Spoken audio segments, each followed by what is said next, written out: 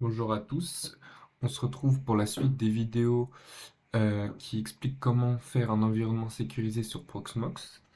Et aujourd'hui, on va faire un stockage distribué.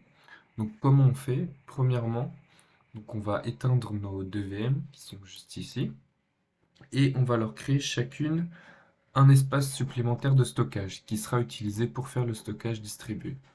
Donc on va dans les paramètres de la VM, stockage. Alors bon là j'en avais déjà fait un. Mais je vais vous montrer comment on fait pour le second, c'est très très simple. Donc on va faire un disque de 50 Go à peu près, ouais. Hop. Donc là on fait configuration, stockage. Là vous voyez, il me manque un disque ici. Donc qu'est-ce que je vais faire? Je vais cliquer sur cette icône et je vais faire ajouter un disque dur ou bien directement sur celle-ci. À partir d'ici, je vais faire créer. Et là, on retrouve les paramètres de création de disque qu'on avait vu la première fois qu'on avait créer nos machines virtuelles. Donc on choisit VDI, dynamiquement alloué. Voilà, on peut choisir 50 comme j'avais mis, 50 Go. On fait créer. Ensuite, on vient sélectionner notre disque qui est dans l'onglet Non Attached. Hop, et voilà, il est ajouté à notre VM. Une fois que les deux disques sont ajoutés, on peut démarrer du coup les VM. Hop.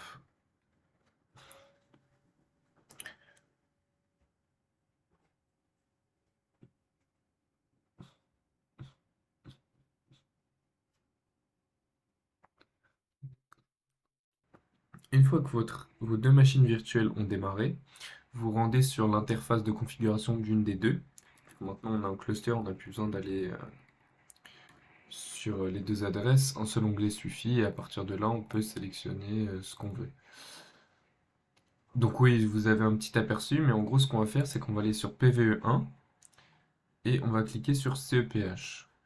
Et donc à partir de là, le CEPH va nous indiquer qu'il n'est pas installé et il va nous demander ce qu'on veut l'installer. Oui, logiquement, nous, on veut l'installer. Donc là, il vous explique un peu brièvement ce que c'est. Puis il vous propose deux versions, la version 15.2 Octopus et Pacific 16.2. Nous, on va prendre la dernière, logiquement, et on va débuter l'installation. Donc là, la machine va essayer de récupérer en ligne les différents paquets qui sont nécessaires pour l'installation du CEPH. Et à partir de là, on pourra valider avec un Y, comme en mode console quand on fait une mise à jour ou une installation de package, les différents packages qu'il aura récupérés sur Internet. Donc voilà, là vous voyez, 269 mégabits, je valide, et ensuite il ne reste plus qu'à patienter que l'installation se fasse. Une fois que vous voyez Reloading API to load new safe Rados library, normalement la partie configuration elle devrait se dégriser. Donc vous pouvez soit cliquer dessus, soit cliquer sur Next. Et à partir d'ici, vous allez définir la configuration. Donc nous, on va rester sur un truc classique. Donc on va garder cette interface, donc l'interface de notre PVE1, et on va mettre PVE1 en mode monitor. Une fois que c'est fait, on clique sur Next pour procéder à la configuration. Voilà, donc ils nous disent que l'installation a été réussie. Voici ce qu'on a fait. On fait Finish. On s'en fout de ça. Alors là, il est encore en train de travailler. Ah bah non, c'est bon. C'est bon. Donc là, normalement, on a notre CEPH. Donc ce qu'on peut faire aussi, c'est qu'on va le faire sur le PVE2. Je vais couper vite fait pour pas que la vidéo dure trop longtemps. Mais je vais refaire exactement les mêmes étapes et les mêmes configurations. Voilà, donc l'installation du CEPH est finie. J'ai ajouté comme moniteur PVE2 et aussi comme manager. C'est pas nécessaire, ça dépend de ce que vous voulez faire. Donc, si vous voulez le faire, vous allez dans Monitor et vous faites Create et ici vous ajoutez PVE2 pour le monitor et ici vous faites Create PVE2 pour le manager. Donc une fois que tout ça c'est fait, donc on a notre espace distribué, mais on n'a pas de stockage dedans. Donc il va falloir ajouter les disques qu'on a créés au tout début. Donc pour ça, on va vérifier déjà qu'ils existent, qu'ils sont pris en compte. Donc là, on peut voir que sur PVE2, on a bien notre disque de 50 Go, donc c'est parfait. On va regarder aussi sur PVE1. On a là aussi un disque de 50 Go, parfait, celui qu'on a créé. Et donc à partir de là, on va aller dans CEPH et OSD. Alors ici, c'est là où on va ajouter ou retirer ou manager les différents disques qui sont utilisés par notre espace distribué. Donc nous, ce qu'on va faire, c'est qu'on va ajouter le disque de PVE1 en premier. Donc on fait create OSD. Ça détecte automatiquement qu'on a un disque qui n'est pas utilisé. C'est SDB en l'occurrence, comme on a vu précédemment dans l'onglet disque. On fait create. Là, le disque est en train d'être ajouté à l'espace distribué. Donc on patiente un petit peu, c'est pas long.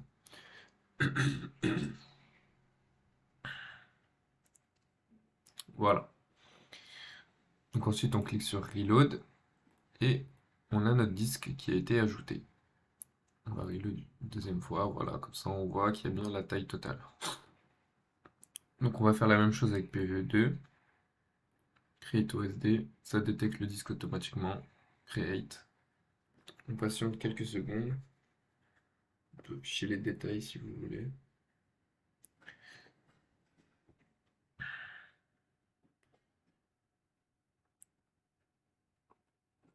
Voilà, task OK, c'est fini. On reload. Bam, PVE2, 50 Go. Parfait. Alors, une fois que du coup on a nos deux disques de 50 Go, ce qu'il nous reste à faire, c'est une pool de stockage. Donc on va cliquer sur l'onglet Pool. Et ici, on va faire Create. Alors, on va lui donner un nom. Je vais mettre un truc, un autant, pour le tutoriel. Et donc ici, on va définir sa taille, donc le nombre de disques nécessaires. Donc nous, ça va être 2. Sa taille minimale pour fonctionner, donc je pense qu'on peut en mettre une. Ah, je sais pas si c'est possible, non. Bon, on va laisser à 2. Donc elle comprend 2 disques, et il faut 2 disques minimum pour fonctionner.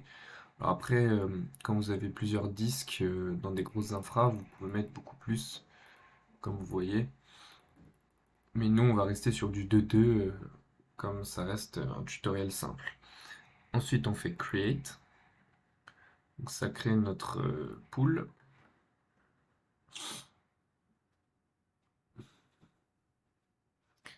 Voilà, c'est fini. Comme vous avez pu voir, je pense, sur le côté... Donc déjà, on a notre pool qui est ajouté ici, dans le CEPH onglet pool. Et comme vous pouvez voir sur le côté, on a deux espaces de stockage qui sont apparus. C'est nos deux disques de 50 Go sur lesquels on va mettre des VM, donc on pourra manager à partir de cet onglet. Donc pour ça, en premier lieu, il va falloir qu'on télécharge des VM, donc soit depuis votre réseau local, soit depuis Internet tout simplement. Donc pour ça, vous sélectionnez PVE1 local PVE1, ISO image. Vous pouvez soit télécharger depuis Internet, vous entrez le lien, vous cliquez sur Query URL, le nom du fichier s'entre tout seul et vous faites download. Soit vous faites comme moi, vous faites un upload depuis votre réseau local. Donc je vais prendre une Debian pas lourde. Vous faites upload, là vous attendez. Une fois que notre VM est ajoutée, du coup, on la retrouve ici. Et ce qu'on va faire, c'est qu'on va pouvoir créer une VM sur notre espace distribué. Donc on fait clic droit sur notre node, Create VM. Donc là on sélectionne le PVE1, VM disk, ok. L'OS, normalement voilà, c'est ici, c'est ce que je cherchais. On a notre Debian qu'on a ajouté juste avant. Vous faites Next ou vous cliquez comme moi en haut, vous choisissez, vous pouvez revenir en arrière si besoin. Système, vous ne touchez à rien.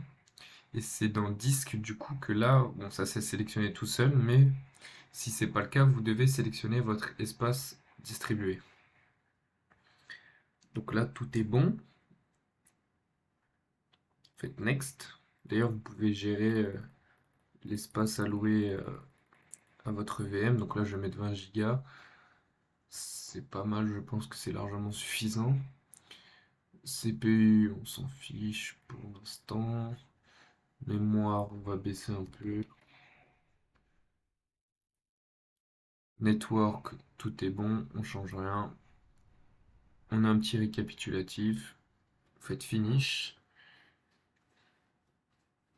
Et vous voyez la VM qui s'est ajoutée juste ici.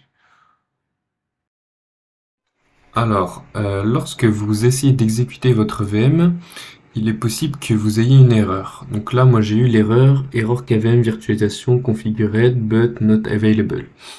Alors en fait, pour régler ce problème, on va faire deux manipulations. Donc la toute première, on va cliquer sur notre VM. Pardon. On va cliquer ensuite sur Options. Puis on va chercher KVM Hardware Virtualisation. On va l'éditer et on va le désactiver. On fait OK. Voilà. Ensuite, on va éteindre nos deux VM. Donc moi je vais les stopper. Et dans les paramètres de nos VM, on va changer le type de virtualisation.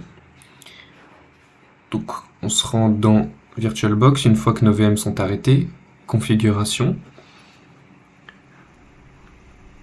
système, accélération, et on modifie l'interface de paravirtualisation pour KVM, qui était avant sur par défaut.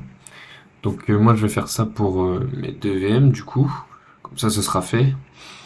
Donc accélération, hop, KVM, ok. Ensuite je relance mes deux VM.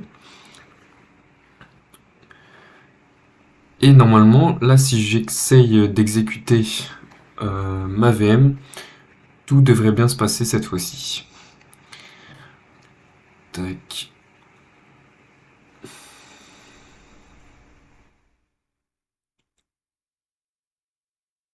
Donc voilà, là j'ai tout changé. Je vais essayer d'exécuter ma VM avec le bouton Start. Donc vous faites clic droit Start. Là vous voyez que ça charge. Cette fois-ci, j'ai pas eu l'erreur. J'ai eu OK. Donc on se rend dans console sur notre VM.